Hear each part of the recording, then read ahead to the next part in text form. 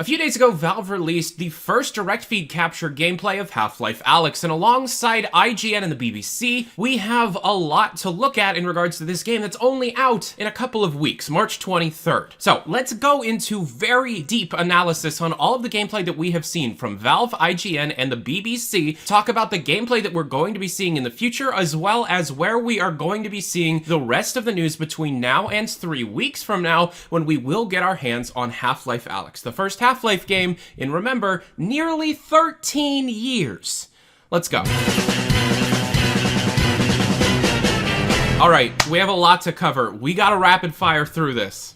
Ammo and resin are stored over the shoulders, the terminal newspaper. Wrist bags, as Valve calls them, are storage systems on the player's wrists. You have floating hands, so you have these areas where you can store one item per wrist. The pistol has a light behind its sights. It turns off when it's on its final bullet, and the pistol itself makes a sound when it has run out of ammo. The player can then drop the mag with a button press. All zombies seen within the gameplay have green glowing orbs on one of their limbs. This appears to be a Zen Grenade pre-activated that will then explode the zombie when shot. The crafting system is a heavy focus of the first gameplay video and of IGN's own. The camera that rises from the machine detects Alyx and shows a low poly render of Alyx herself. When the menu starts up on the main screen, the Combine writing translates easily into English, saying standby fabrication. The letters can be identifiable. The entire crafting system is based around resin as a currency. Resin is found all around the world, and the gloves themselves actually count the number of resin pieces you have. The upgrades that we saw within the gameplay videos are for the pistol. The pistol can get a reflex sight, which adds a display that highlights tactile targets, a bullet reservoir, a burst fire, and a laser sight, which adds a laser sight for better targeting. The health stations, as seen with Half-Life 2, have been expanded on and have also had lore added alongside. The grubs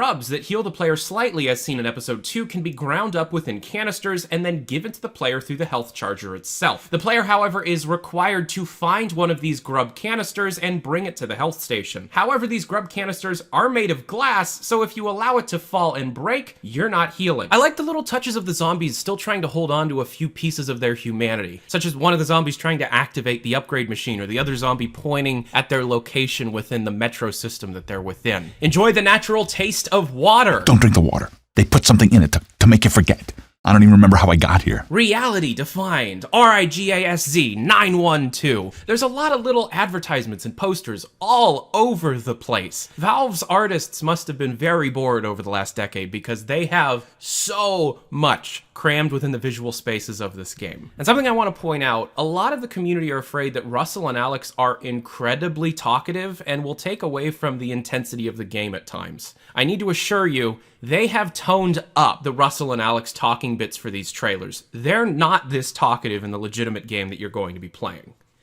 Alyx's multi-tool has had another art pass since we first seen it. Now it looks like a digital cassette voice dictation recorder thing. That's awesome. This entire gameplay set piece takes place around this collapsed building that reminds me and many in the community of the Overwatch Nexus from Half-Life 2. The Overwatch announcement at the end is actually a direct recording from Half-Life 2 itself. Alyx is not Anti-Citizen 1. They refer to her as something else, and in fact, even though they got Ellen McLean back as Overwatch, it does sound a bit different. I don't know why Valve chose to use the exact clip from Half-Life 2 instead of what Overwatch sounds like now. However, we could guess it's probably for nostalgia points. I fell for it. Frag grenades can be found within the world, and they are push-button spheres. You push a button on the controller, the pin snaps, and you throw it. The sound it makes is just like Half-Life 2, and it explodes like normal. You can catch the grenades in the air and pull them to you when other enemies throw them and throw them back to them. However, Zen Grenades are also seen. They're found on little Zen pedestals that will not allow you to pull them to you using the gravity gloves. You have to grab them with your hands themselves. These are actually pressure activated, yet very rare within the environment. These actually remind me of the cut hop wire grenades from both Half-Life 2 and Half-Life 2 Episode 1. They were cut from both games.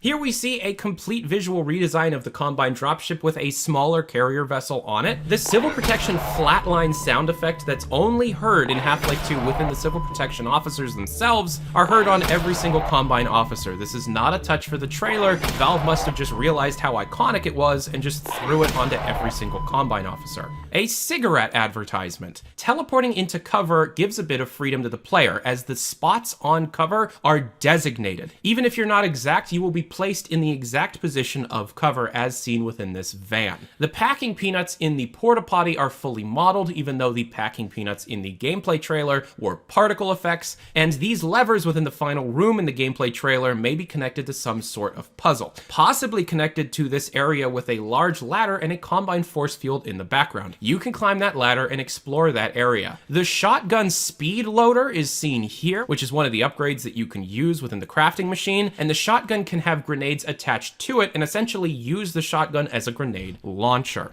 Phone on the door. When a barnacle chokes you, it will not pull you up. This is likely for comfort settings and never moving the player. Instead, your screen starts going black and red, Alyx makes choking noises, and you need to kill the barnacle quickly or it will kill you. A cute little mechanic is that any hats in the environment will be picked up by the barnacles, leaving you safe. Love it. Russell refers to the gravity gloves as the Russells, naming his own invention after himself. That is an excellent little detail. IGN shows off the menu for a short period of time to switch their locomotion method midway through their gameplay trailer, and we're gonna go over the pause menu here. We have a button for a dev menu. This is more than likely an in-headset console replacement. You can't really type commands, so you need those commands listed out for you. The chapter that you're seeing is called Chapter 2, The Quarantine Zone, and the menu also shows off a photo mode. This photo mode likely decouples the player and the player camera to allow you to take screenshots in both in your HMD and on the PC itself. The options menu has a few sub-menus, such as interface, which allows you to change the weapon selection orientation. This one's set to hybrid,